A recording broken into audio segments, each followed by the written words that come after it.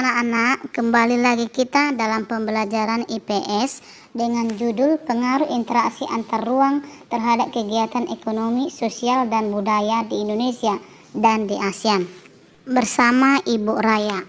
Simak penjelasannya ya nak. Langsung.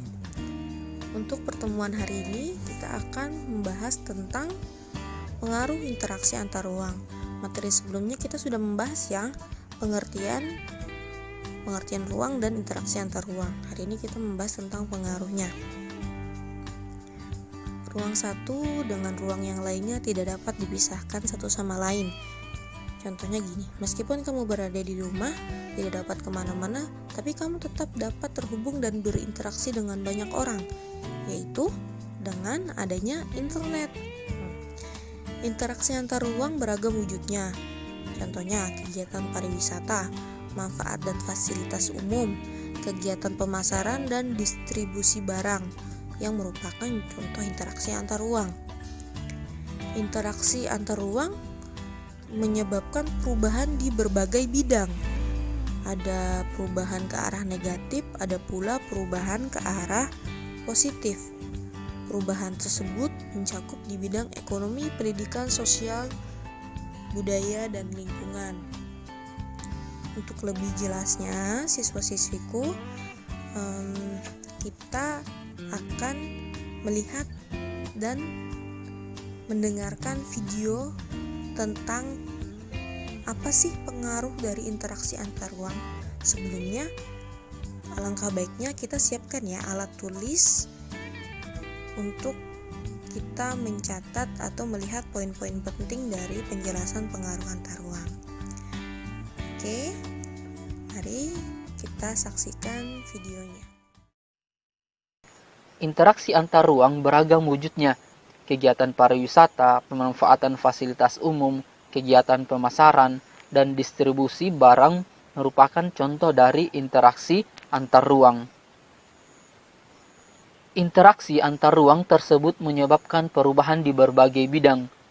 Ada perubahan ke arah positif, ada pula perubahan ke arah negatif. Perubahan tersebut seperti perubahan di bidang ekonomi, perubahan di bidang pendidikan, perubahan di bidang sosial budaya, dan perubahan di bidang lingkungan. Oke, kita bahas yang pertama, perubahan kondisi ekonomi. Kamu memerlukan berbagai barang untuk memenuhi kebutuhan, misalnya makanan, buku, pensil, ataupun pakaian. Dari mana kamu dapat memperoleh barang-barang tersebut? Tidak semua barang tersebut dapat kamu hasilkan sendiri. Ada barang yang diperoleh dari orang lain. Kegiatan memperoleh barang kebutuhan tersebut termasuk kegiatan ekonomi. Adapun interaksi antar ruang yang menyebabkan perbedaan kondisi ekonomi tampak pada aspek-aspek yang pertama, munculnya pusat-pusat pertumbuhan baru. Interaksi antar ruang memicu pergerakan barang, manusia, dan informasi. Pemusatan aktivitas yang berlangsung terus-menerus memicu munculnya pusat pertumbuhan baru. Pusat pertumbuhan merupakan titik temu dari banyaknya kepentingan dalam pemenuhan kebutuhan, baik barang maupun jasa.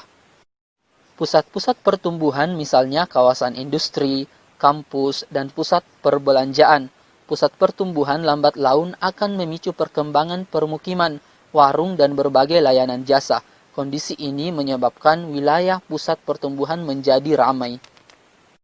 Yang kedua, pertumbuhan ekonomi meningkat.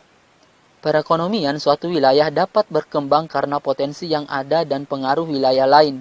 Suatu wilayah akan mengembangkan potensinya untuk memenuhi kebutuhan masyarakat. Pengaruh interaksi antar ruang menjadi salah satu sumber inspirasi untuk berinovasi dan mencoba mengembangkan kegiatan perekonomian.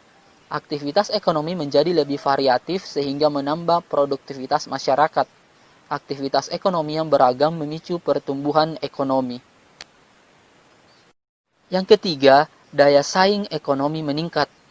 Bagaimana interaksi antar ruang menyebabkan persaingan ekonomi? Kebutuhan dan kemampuan setiap wilayah berbeda. Pelaku usaha akan mencari keuntungan sebesar-besarnya dengan menarik banyak pembeli. Interaksi antar ruang menjadi sarana penting untuk mencari pasar yang lebih besar. Para pelaku usaha akan berusaha memenuhi kebutuhan yang diinginkan masyarakat. Kondisi ini akan memicu persaingan yang sehat. Yang keempat, kebutuhan tenaga kerja terpenuhi. Penduduk kawasan perkotaan memiliki jenis pekerjaan beragam, misalnya di industri, perdagangan, dan jasa. Kondisi ini menyebabkan kebutuhan tenaga kerja tinggi. Salah satu sumber tenaga kerja yaitu di perdesaan. Interaksi antar desa dan kota menjadi sarana untuk memenuhi kebutuhan tersebut. Kebutuhan tenaga kerja di daerah perkotaan terpenuhi, sedangkan jumlah pengangguran di perdesaan akan berkurang. Yang kelima adalah masyarakat lebih konsumtif. Interaksi antar ruang khususnya distribusi barang akan berjalan lebih intensif. Banyak pilihan produk beredar dalam masyarakat. Iklan di media elektronik menambah minat masyarakat untuk membeli dan menggunakan produk tersebut. Pengaruh negatif atas interaksi antar ruang berupa munculnya perilaku konsumtif. Perubahan yang kedua adalah perubahan di bidang pendidikan. Setiap orang membutuhkan pendidikan bagi kehidupan yang lebih baik di masa depan. Pendidikan yang berkualitas akan membawa pengaruh positif, seperti yang pertama, keterampilan sumber daya manusia bertambah. Interaksi antar ruang akan memberi peluang seseorang yang tinggal di perdesaan untuk belajar di perkotaan. Penduduk desa dapat meningkatkan keterampilan dan keahlian agar dapat bersaing di dunia kerja. Yang kedua, daya saing sumber daya manusia meningkat. Tingkat pendidikan yang tinggi berdampak positif terhadap kualitas sumber daya manusia atau SDM. Semakin tinggi kualitas SDM, semakin tinggi daya saingnya. Akhirnya, SDM di suatu wilayah mampu bersaing memperebutkan kesempatan kerja dengan SDM dari wilayah lain. Jika banyak SDM yang terserap dunia kerja, jumlah pengangguran akan berkurang. Yang ketiga adalah pola pikir masyarakat lebih rasional. Pendidikan dapat mengubah pola pikir masyarakat menjadi lebih rasional. Perkembangan ilmu pengetahuan mampu mematahkan mitos-mitos yang berkembang dalam masyarakat. Arus informasi ini juga merupakan wujud dari interaksi antar ruang. Perubahan yang ketiga adalah perubahan di bidang sosial budaya. Interaksi sosial menyebabkan terjadinya perkembangan dan perubahan masyarakat. Setiap individu akan berusaha menjalin interaksi sosial dalam kehidupan sehari-hari. Contoh interaksi yang sering kamu temui dalam lingkungan masyarakat seperti berbincang-bincang, mengerjakan tugas kelompok, dan bermusyawarah. Interaksi dilakukan antara dua orang atau lebih. Dengan demikian, interaksi sosial dapat terbentuk antara individu dan individu, individu dan kelompok, serta kelompok dengan kelompok. Adapun bentuk pengaruh interaksi antar ruang dalam bidang sosial, yang pertama adalah interaksi antar penduduk semakin erat. Interaksi sosial menjadi kebiasaan yang baik. Interaksi ini akan memunculkan rasa saling percaya, saling menjaga, dan saling menghormati. Interaksi sosial tidak terbatas dalam satu daerah, tetapi antar daerah sehingga terjadi interaksi yang semakin erat. Yang kedua adalah terjadi percampuran budaya. Indonesia memiliki banyak suku bangsa. Interaksi antar suku bangsa akan menambah rasa persatuan dan kesatuan. Melalui interaksi tersebut akan muncul akulturasi budaya. Kondisi tersebut akan menambah hasanah kebudayaan bangsa. Yang ketiga adalah budaya asli terkikis. Pengaruh dari daerah lain bisa saja tidak sesuai dengan budaya asli suatu daerah. Kondisi ini menyebabkan penolakan atau akan mengikis budaya asli daerah setempat.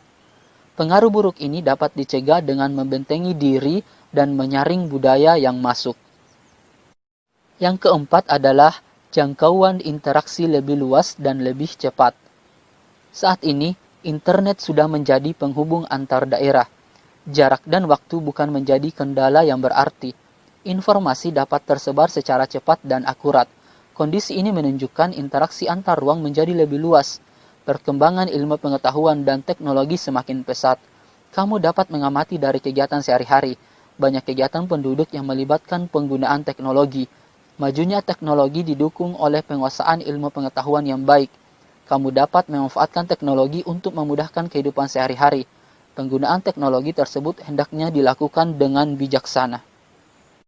Perubahan yang keempat adalah perubahan di bidang lingkungan. Interaksi antar ruang mendorong peningkatan kebutuhan lahan. Di daerah perkotaan, kebutuhan lahan permukiman senantiasa meningkat. Sebagai solusinya, di kota dekat pesisir wacana mengenai reklamasi sering digulirkan. Meskipun demikian, reklamasi menimbulkan kontroversi.